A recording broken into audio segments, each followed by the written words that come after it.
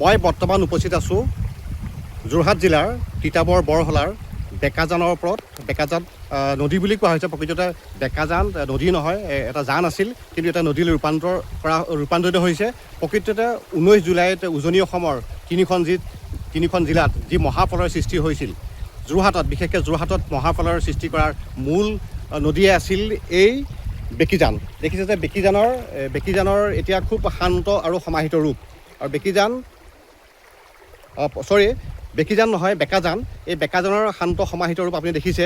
কিন্তু 19 জুলাই যি ৰুদ্ৰৰূপ ধাৰণ কৰিছিল, যাৰ ফলত যোৰহাট জিলাৰ তিতাবৰ মৰিয়নি বৃহত্ত অঞ্চল প্লাবিত হৈছিল আৰু বহুতৰে ঘৰ দুৱাৰ নষ্ট হৈছিল। এটা কথা ওলাই আছিল যে নাগালেণ্ড পাহাৰত বৈধভাৱে হওক বা অবৈধভাৱে হওক শিল আৰু লগতে কয়লা খনন হয়। সেই কথাটো স্পষ্ট। আৰু কয়লা খননৰ পানী যি গোট খাই থকা পানী আহি পেলাই এইবাৰ এনেকুৱা ভয়ংকৰ ৰূপ ধাৰণ কৰিলে। মই এটা স্পষ্ট এটা উদাহৰণ দিব বিচাৰিছোঁ, বা এই কথা স্পষ্ট হৈছে 19 জুলাইৰ পাছৰ এইটো পৰিৱেশ দৃশ্য।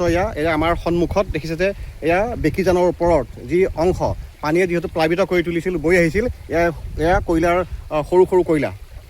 এয়া যি দেখিছে যে এয়া সৰু সৰু কয়লা। এনেদৰে এই কথা স্পষ্ট কৰি যে নাগালেণ্ড পাহাৰত যি কয়লা খনন বা কয়লা খননৰ ভিতৰৰ পৰাই যে পানী বৈ আহিছিল, সেই কথাটো এই অৱশিষ্টখিনিয়ে এই মুহূৰ্তত প্ৰমাণ কৰে বুলি আমি ক'ব পাৰোঁ।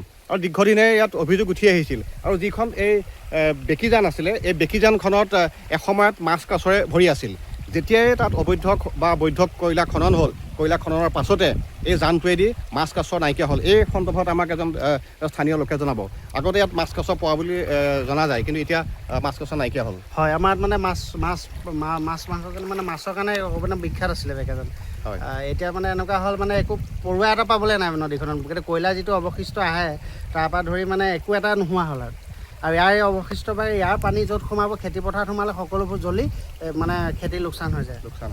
নিশ্চয় হয়। ইয়াৰ এতিয়া বেকী নদীয়ে বৰহলা অঞ্চলৰ লোকৰ বিস্তৰ ক্ষতি সাধন কৰিছে, বেকাজানে বিস্তৰ সাধন কৰিছে। কিয়নো যিহেতু ইয়াত বালি আহে, শিল আহে বা বোকা আহে আৰু কয়লাৰ যি আৱৰ্জনা আহে, সেইবোৰে তেওঁলোকৰ খেতিপথাৰত অনিষ্ট কৰিছে।